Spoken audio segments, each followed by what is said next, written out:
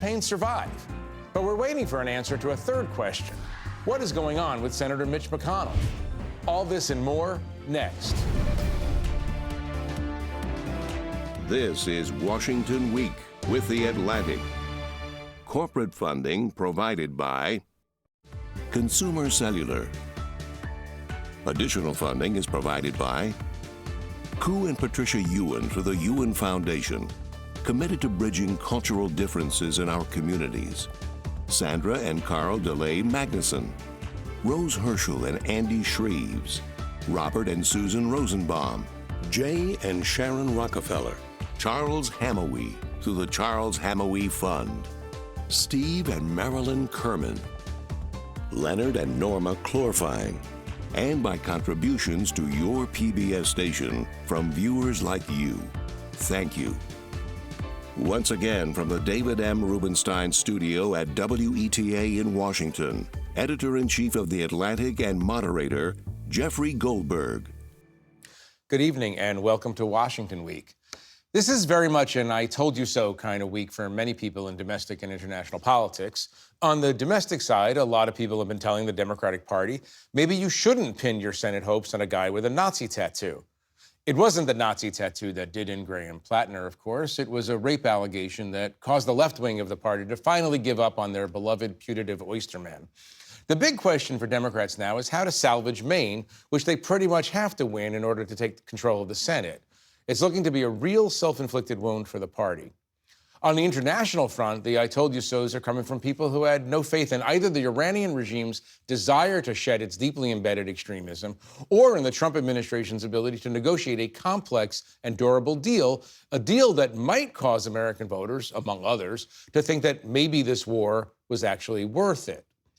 Joining me tonight to discuss all of this and more, Peter Baker, the chief White House correspondent at the New York Times. Leigh Caldwell is the chief Washington correspondent at Puck. Susan Glasser is a staff writer at The New Yorker, and Adam Harris is a staff writer and the host of Radio Atlantic. Welcome, all of you. Adam, I'll start with you. I guess the Platner story in Maine is about the importance of vetting, among other things. The Democrats are really in a hole here because of what happened. They are, right? And they knew kind of going into this race kind of over the last several months that they needed to flip at least 4 seats, right? And Maine, Michigan, Ohio, Alaska, right? These were the seats that they were sort of looking at as the places where Maine almost like number one. Maine almost number one, right?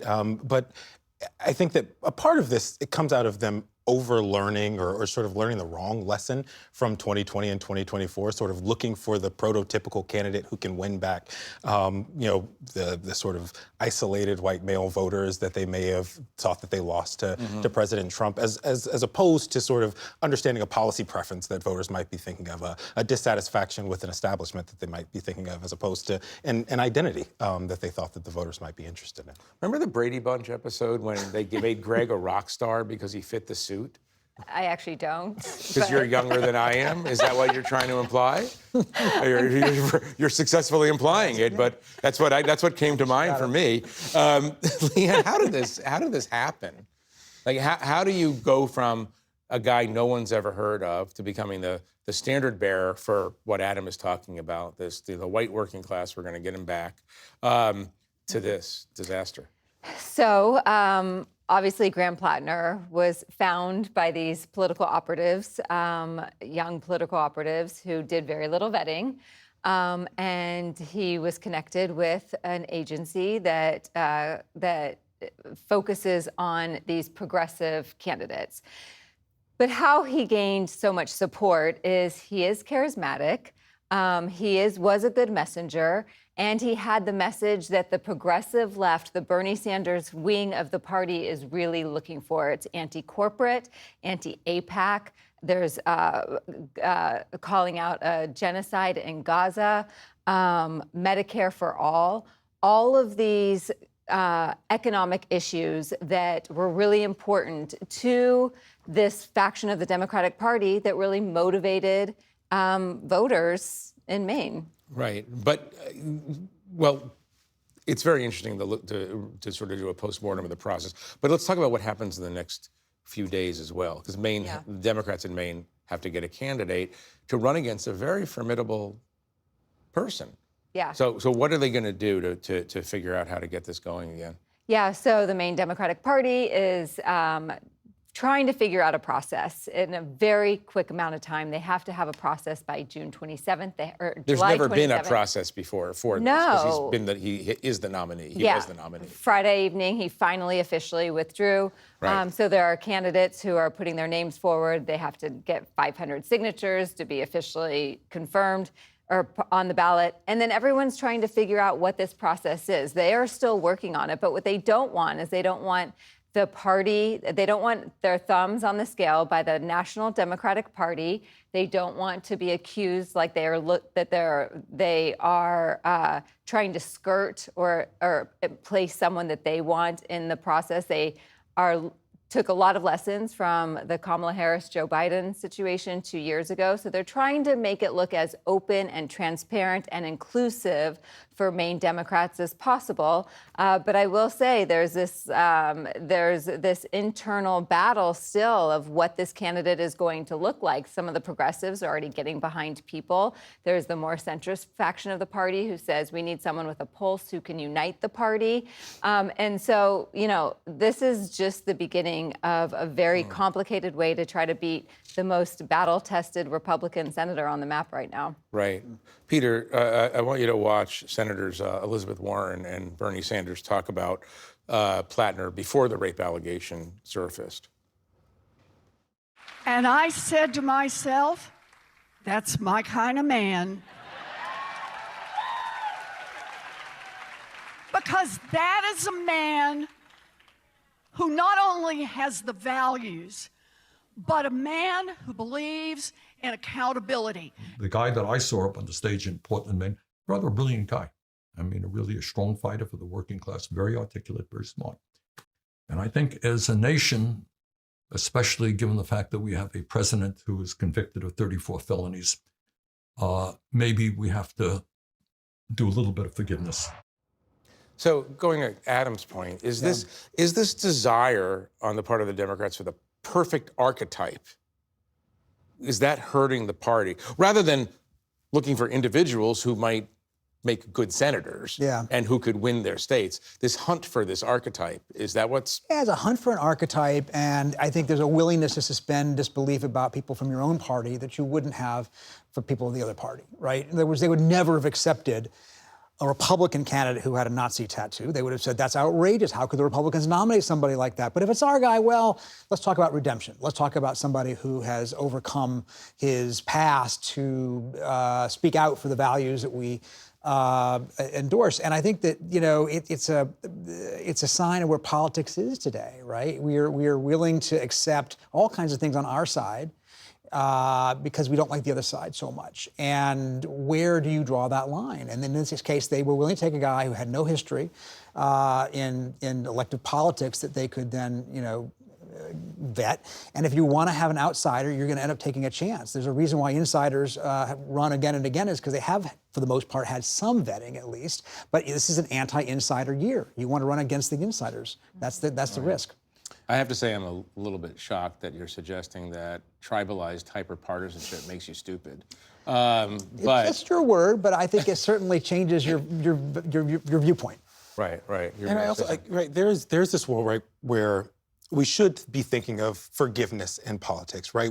This isn't just Platner, right? This is any generic candidate, right? People should be able to have things in their past that it's like, I've grown from that. But our colleague Liz Brunick wrote about a month ago about the idea that he was also obfuscating. He wasn't being completely upfront at the beginning about all of the things that would have shown up, right? It goes to the idea of vetting. To be clear, though, I'm not sure that most Americans would agree with the idea that we should forgive someone who's been credibly accused of raping someone. Oh, absolutely. That maybe in their personal life, or maybe that, they should have a job. But do you really want someone like that in the Senate, even if they say, well, gee, I had a really tough past? The Democrats had a very stringent attitude about Brett Kavanaugh for something much... Well, and in fact, of course, Brett Kavanaugh is the main issue that Democrats had hoped to talk about when it comes to defeating Susan Collins. So, first of all, right, if you're explaining, you're losing. And I haven't heard the word Susan Collins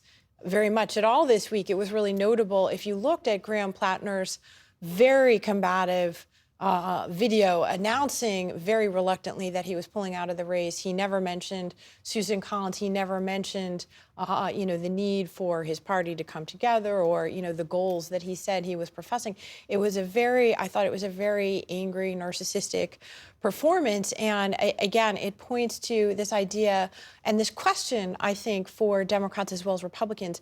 Is it the combative style of politics that Democrats now want in their candidates, right, or is it about an ideological shift? And I think, who didn't have a hangover this week in many ways, or a reminder of Democrats with Joe Biden and Kamala Harris in a last-minute replacement of a candidate that doesn't tend to work out all that well. The New York Times did a good job of pulling up all of the Senate races in the last 30 years where this has happened. It's very unusual. Only 9 times, and by the way, only twice did the replacement candidate win. Right, right.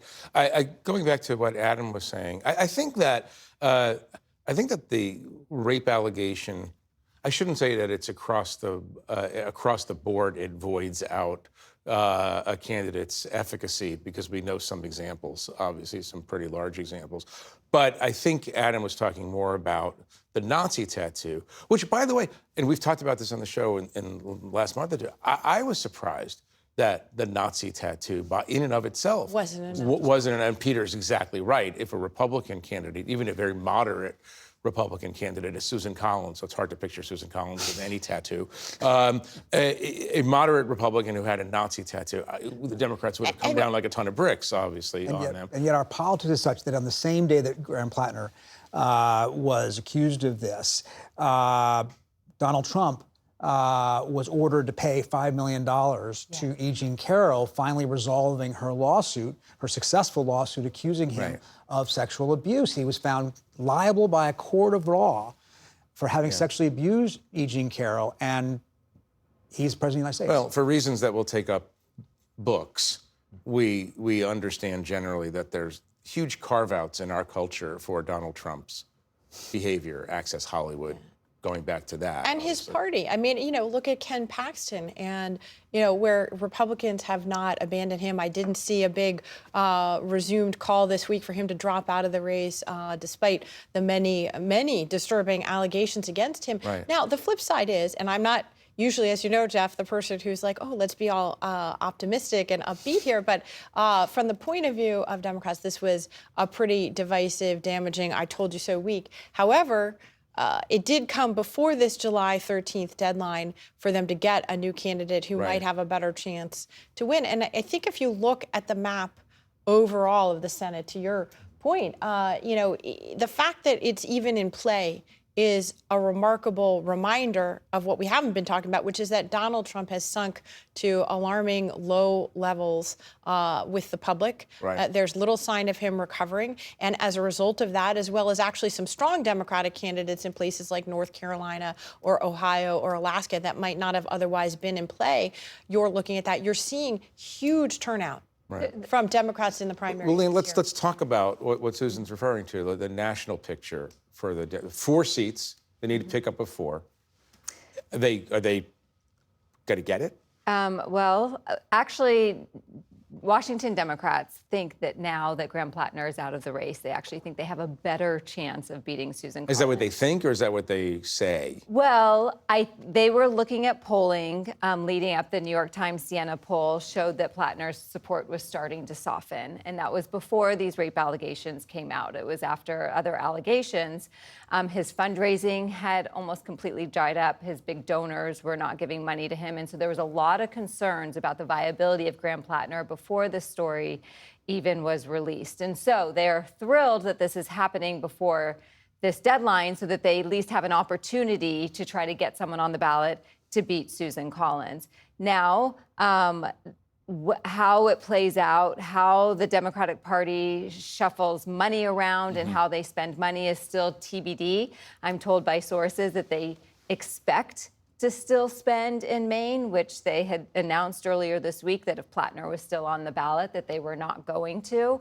And so they expect with someone who is a relatively normal Democrat that it will once again be in play again. But this is a critical seat for them. This is the bluest seat of all the ones that they have to pick up in order to win back the Senate. And so we'll see. I will just about so many Democrats who are excusing so many things of Graham Platner.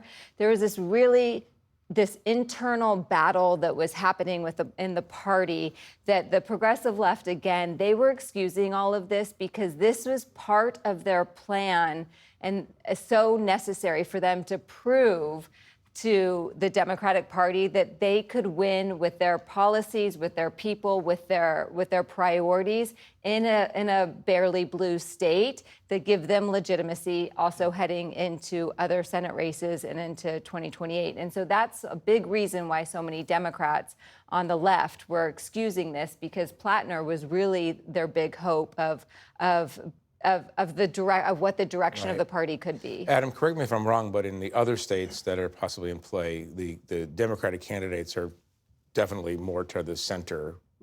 Maybe, well, in Michigan, we have to wait and see. Yeah, Michigan is still a wait and see. But yes, they are more to the center. I think but to Leanne's point, right, this was an opportunity for Democrats to say, or the progressive Democrats to say, look, this is our candidate. He has the profile of someone who might draw in moderate voters, might draw in voters who actually don't pay attention that often, but they might understand identity politics a little bit better, or as they see an oysterman, right, who is he works with his hands, and that's the sort of image that he wasn't actually that much of an oysterman. Not the biggest scandal involving this guy, but it's like these little. He was a hobby oysterman. Yeah. But these little half truths, right? That they can sort of get away with that an average viewer wouldn't see, but us, kind of paying attention to it pretty often, do.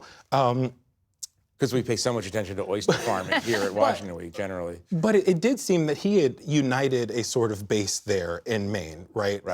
So the Democratic base was energized around his policy, even if they weren't energized around his person. Right. And so it will be interesting seeing going forward if any of the sort of candidates who will surface can energize that base as well as drawing in some. It's going to be a big theme voters into the fall. Peter, I want to move to a stickier subject, even than Maine, Iran. The Iranians don't seem to be particularly interested in ceding control of the Strait of Hormuz. Donald Trump is not particularly interested in the historic landmark memorandum of understanding that was signed and almost immediately forgotten. It looks a lot like we're just in perpetual war with Iran. Yeah. Is that fair to say? Yeah. No, I think it's exactly right. It turned out to be a memorandum of misunderstanding. They didn't actually agree on what they actually agreed on. And this wasn't even the hard part, right? This was just the preliminary thing in which we say we stop shooting at each other so then we can talk about the things that are really hard.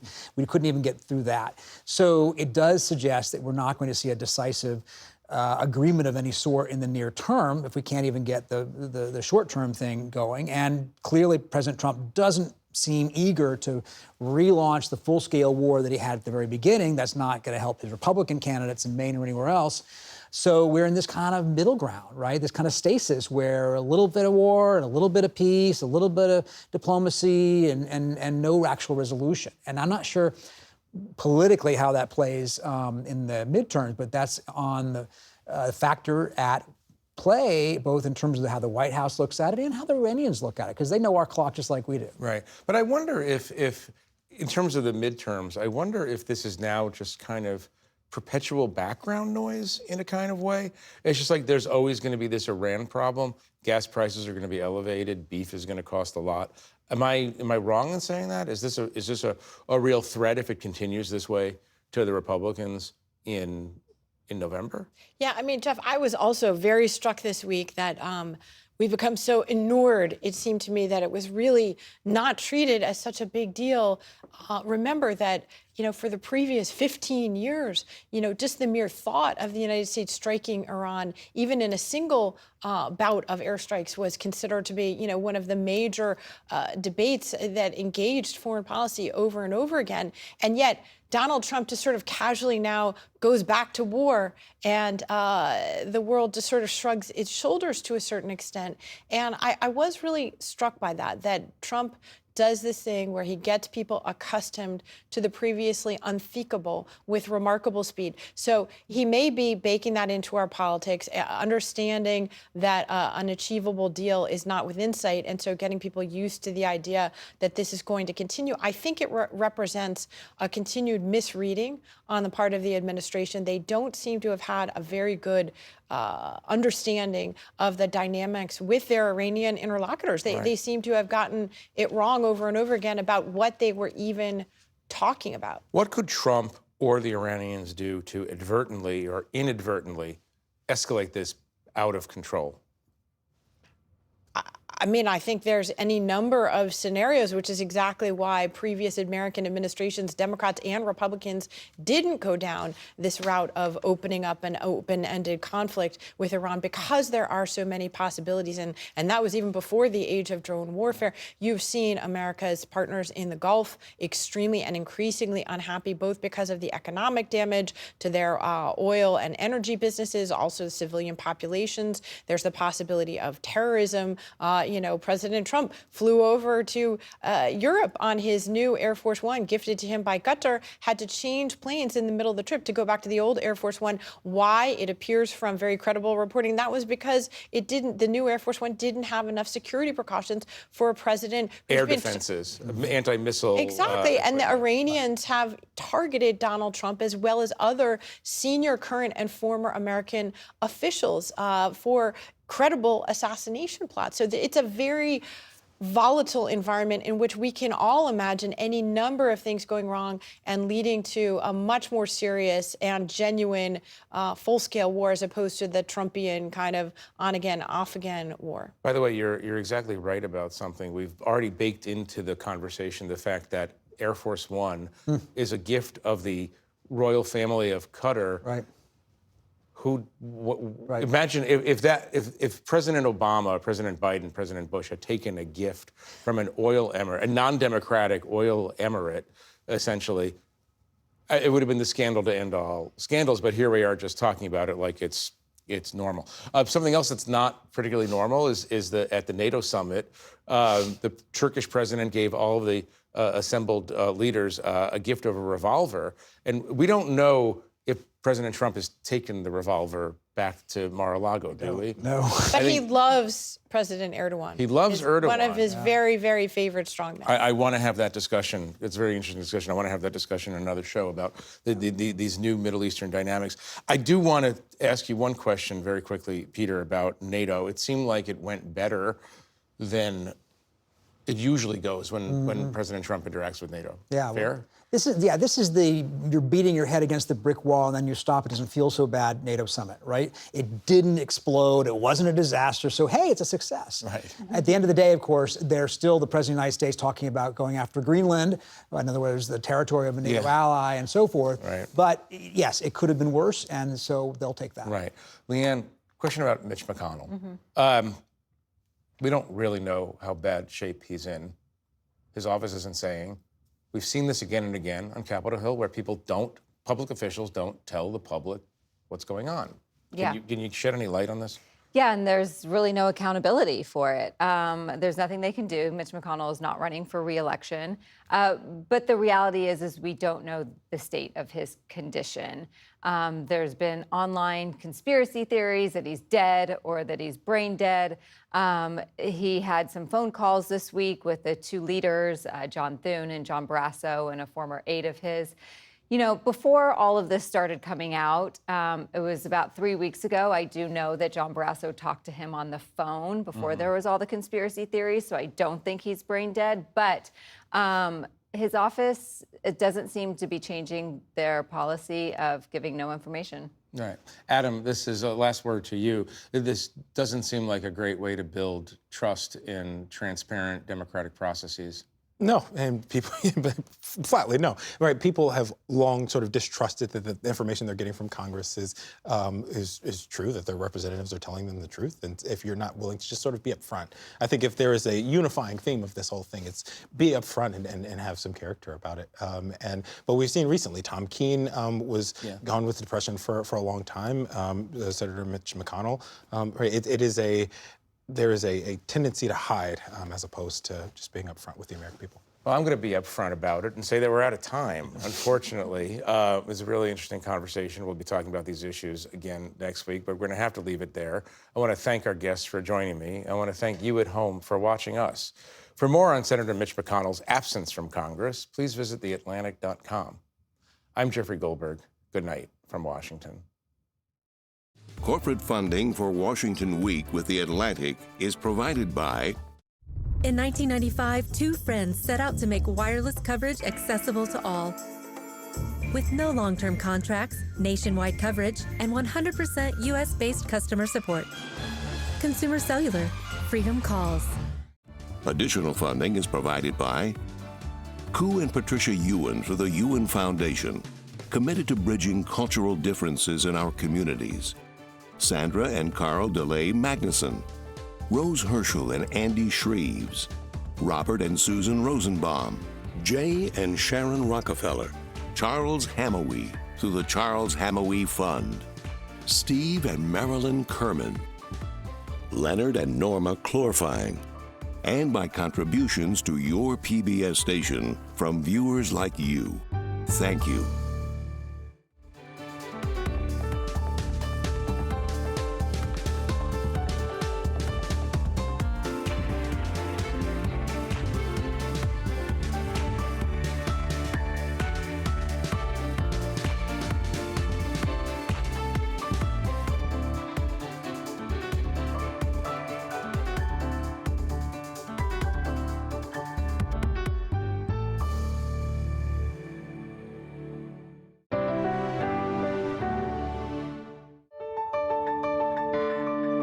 You're watching PBS.